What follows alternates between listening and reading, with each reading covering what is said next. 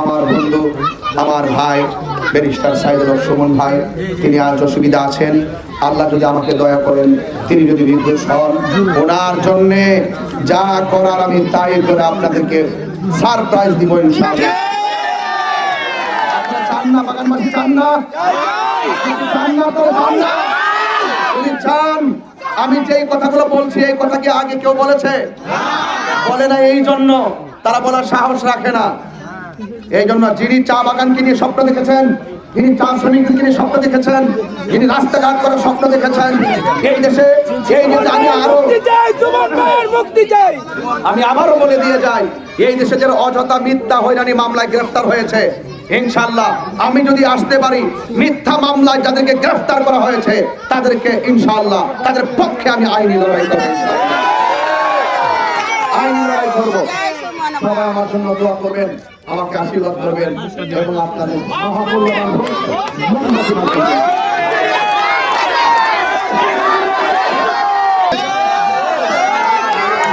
আপনাদেরকে বলে দিয়ে যাচ্ছি, আপনাদের ব্যারিস্টার সাহেব যেভাবে বলেছিলেন এই রাস্তাটা করে দেওয়ার কথা বলেছিলেন না, সব প্রসেস তিনি করে গিয়েছেন। আপনারা ওনার একটু অসুবিধা, এখন তিনি যদি নির্দোষ হন আমি জেল থেকে বের করে আপনাদের মাঝে নিয়ে আসবো এবং কথা দিয়ে যাচ্ছি, এই রাস্তাটা চেয়েছেন, আমিও দেখে এসেছি। আমি একটা মানুষ, মানুষের কষ্ট আমার কষ্ট, মানুষের দুঃখ আমার দুঃখ, সবার অশান্তি আমার অশান্তি, সবার শান্তি আমার শান্তি। আমরা শান্তি চাই, আমরা নিরাপদ চাই, আমরা একটু সুন্দর সাবলীল ভাবে বেঁচে থাকতে চাই। আমরা জুলুম পছন্দ করি না, আমরা মারামারি কাটাকাটি চাই না। আমরা চাই আপনি আমি, এই দেশের সনাতন ধর্মী যারা তারাও মানুষ, এই দেশের চা শ্রমিক যারা তারাও মানুষ। তাদের কথা রাষ্ট্র ভাবতে হবে। রাষ্ট্র যদি না ভাবতে চাই, আপনাদের কণ্ঠ হয়ে আমি আপনাদের প্রতিনিধি হতে পারলে সংসদে চা শ্রমিকদেরকে ভাবার জন্য আমি রাষ্ট্রযন্ত্রকে বাধ্য করবো ইনশাআল্লাহ। আপনাকে আমার প্রতি বিশ্বাস আছে?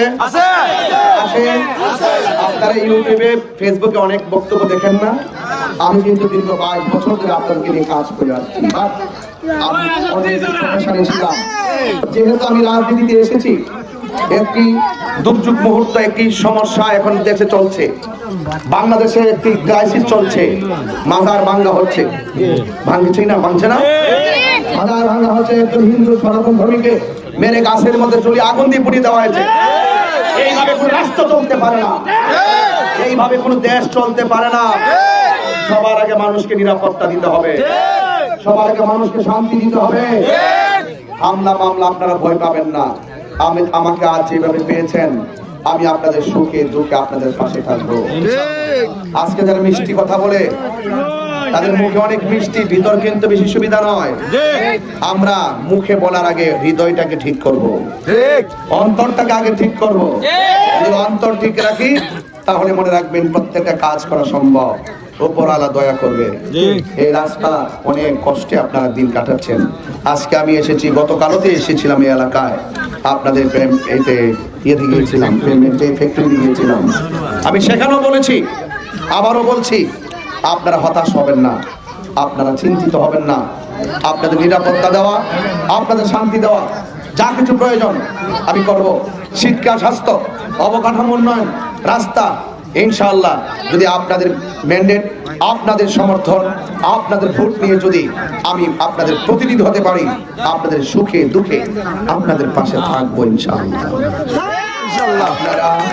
আপনারা আমার জন্য দোয়া করবেন, আশীর্বাদ করবেন। আপনি ভালো থাকলে আমরা ভালো থাকবো। সবাই মিলেমিশে এই নালুয়াকে সাজাবো, আমুকে সাজাবো, সোনার ভাগকে সাজাবো শান্তি আর ভালোবাসা দিয়ে। যেখানে উগ্রতা থাকবে না, মারামারি থাকবে না, হিংসা থাকবে না, প্রতিহিংসা থাকবে না, থাকবে শুধু শান্তি। কি থাকবে? চলে কিনা? চলে কিনা? নিঃশেষ হয়ে আরেকজন আলো দেয় কি দেয় না? আমরা আমাদের ঘাম ঝরিয়ে আপনাদের প্রত্যেকের হৃদয়কে আলোকিত করতে চাই। আপনারা শুধু আমাকে ভোট দিয়ে, মোমবাতি মার্কায় ভোট দিয়ে আপনাদের প্রতিনিধি হওয়ার সুযোগ করে দিবেন। সবাই ভালো থাকবেন এবং সবাই ভালো থাকবেন, সুস্থ থাকবেন।